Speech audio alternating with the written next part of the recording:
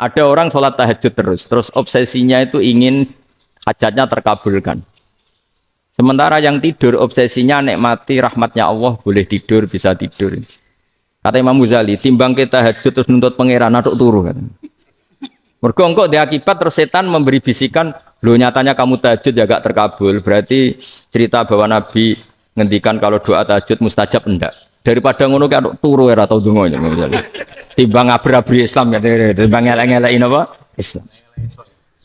Jadi ulama itu mulai dulu itu sudah berpikir. Banyak orang menjadikan tahajud, sholat malam itu media untuk hajatnya. Dan kalau nggak kesampaian ini mutung. Nyalahkan kiainya ijazah ramanti. Macam. Daripada ngono ora usah apa? Tahajud itu turu. Makanya Islam itu doa itu setelah iman. Aturan iman benar baru doa.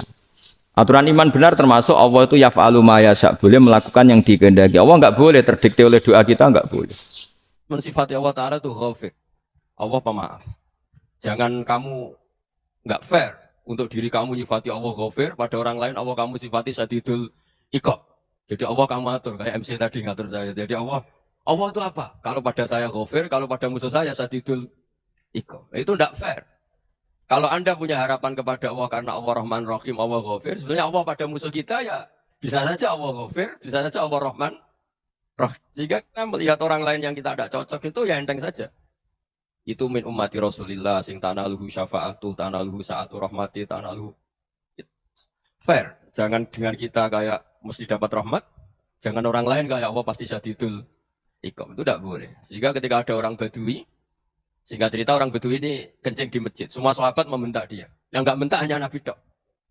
Saking mangkalnya orang ini karena semua sahabat bentak kecuali Nabi. Setelah dibenari Nabi, terus Nabi nyuruh sobu ali danuban min ma'in. Setelah disucikan masjid itu, dia berdoa keras sekali. Allahumma rahamni wa Muhammadan wa la tarham ma'ana ahadan. Ya Allah yang berhak dapat rahmatmu hanya saya dan Nabi Muhammad, yang lainnya jangan. Karena yang lainnya itu jengkelin, gitu aja salah-salah dimarah-marahin. Jadi kalau kamu doa terbatas ya kayak orang Bedui ini, kayak orang Arabi. Apa kata Nabi? Laqad tahajjarta wasi'an. Allah yang rahmatnya luas menjadi kamu sempitkan. Karena kamu mau atur Allah hanya rahman pada Indonesian Power, pada NU, pada kita yang orang lain nggak perlu dapat. Itu kan kasihan Islam karena Islam terus nggak dimiliki semua orang. Allah nggak dimiliki semua orang. Rasulullah nggak dimiliki semua orang karena di NU, di ormas tertentu di nggak boleh seperti itu. Nggak boleh tahajjar tawasian kata Nabi, nggak boleh mempersempit berat yang rahmatnya itu luas. Ini semoga etika ini kita pakai di Indonesia. Yang sedang fase kita harapkan lebih baik. Yang sedang nggak dapat hidayah kita doakan dapat apa? Hidayah. Masyhur kan, makanya tadi saya mohon sama Habib Ali supaya Habib Ahmad supaya tetap mahalul qiyam, tabaruk sama Habib Ali di antara doa-doa di Simtud Duror masyhur itu. Antuqa bilal mudhniba minnah bil ghufran wal musi'a bil ihsan. Jadi harapannya para habaib, para orang-orang baik dulu ya. Semoga yang dosa itu dimaafkan, yang sedang salah dibuka, bikin lebih baik. Nabi itu tugasnya juga gitu. Wastaghfir li dzambika walil mu'minina wal mu'minat. Nabi itu tugasnya juga memintakan ampun yang sedang salah.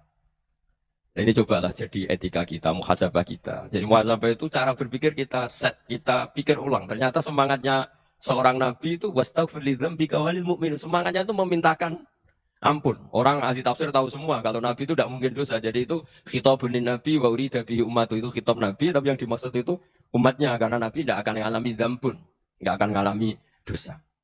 Sekarang enggak, kadang-kadang kita ini kalau orang lain salah itu semangat. Kalau di perusahaan ada teman salah, apalagi pimpinan salah itu seneng. Barokahnya salah bisa ganti kan gitu.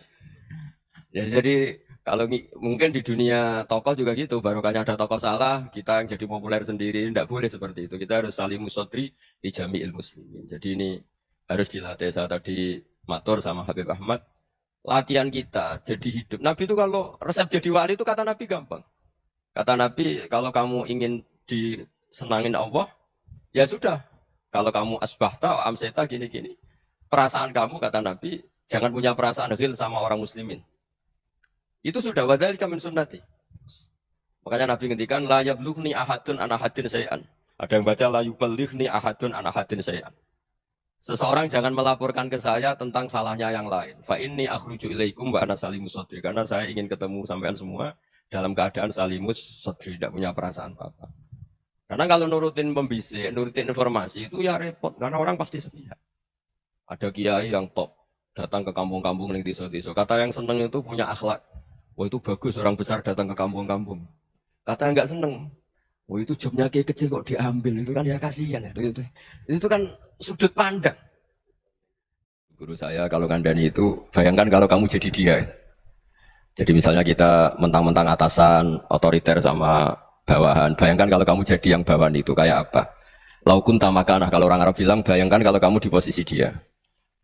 Makanya guyonannya orang-orang Indonesia itu kan orang ngaramkan judi gitu, bareng dikasih tahu. Tapi yang menang anak jenengan, alhamdulillah. Ternyata ngaramkan itu karena ada anaknya. Kalau anaknya yang menang ya seneng. Meskipun itu guyonan, tapi saya punya padanan itu dalam kitab hikam. Saya mohon barokahnya ngaji seperti ini. Melihat orang lain tuh gampang. Bayangkan tuh kalau anak kamu. Makanya Nabi, nanti kalau nggak percaya lihat di hikam nomor 15 di kitab saya. Di situ dijelaskan oleh hikam. Jangan-jangan semangat Anda pada orang yang maksiat, pada orang yang keliru supaya dihukum itu karena kebetulan itu udah anak Anda, itu udah keluarga Anda.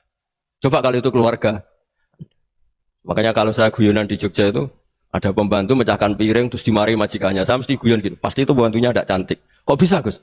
Andekan cantik dan kamu senang mecahno piring satu, piring 1000 ra iso ngamuk. Ternyata ngamuknya itu karena mecahkan piring apa karena plus tidak cantik. Coba jawab para lelaki ini. Kamu marah sama orang maksiat tuh karena maksiat karena plus itu udah anak Anda. Bayangkan kalau itu anak. Itu hebatnya Rasulullah SAW. Karena kita yang salah pun kadung umatnya, Nabi tetap ngasih fasilitas syafaati li ahlil kabair min ummati. Kayak apa baiknya Nabi? Tidak ikut maksiat tapi ikut fasilitasi ngasih syafaat. Loh kalau li ahlil ibadah kan wajar. Nabi ketika ini syafaati li ahlil kabair. Ya karena tadi logika yang dibangun Rasulullah itu logika yang luar biasa. Kita semangat orang lain kena hukuman itu karena kita tidak punya rofah, tidak punya rahmah. Coba kalau Rasulullah yang bil mukminina raufur rahim, semangatnya itu mendoakan supaya tobat, mendoakan diampuni. Dan itu juga yang diperintahkan oleh Allah Subhanahu wa taala, wastaghfir li dzambika walil mu'minina wal mu'minat.